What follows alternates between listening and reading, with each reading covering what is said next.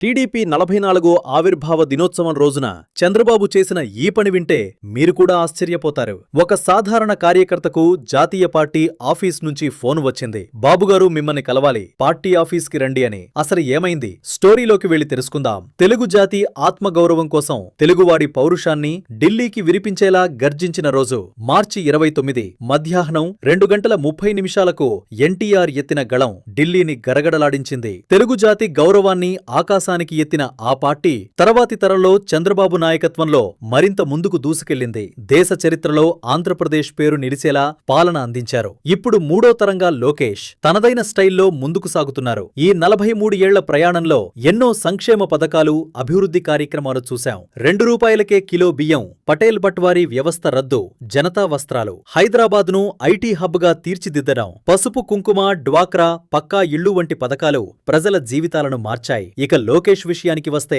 కార్యకర్తలే నా బలం అని ఎన్నోసార్లు చెప్పిన ఆయన ఇప్పుడు మరోసారి దాన్ని నిరూపించారు. ఎన్నో ఏళ్లుగా పార్టీలో ఉన్న కార్యకర్తలకు మంగళగిరి పార్టీ ఆఫీస్ నుంచి ప్రత్యేకంగా ఫోన్ కాల్స్ వెళ్లాయి.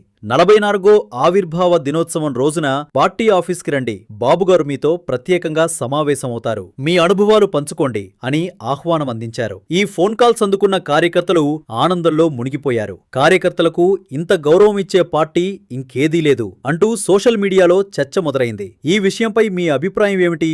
కామెంట్స్లో తప్పకుండా తెలియచేయండి.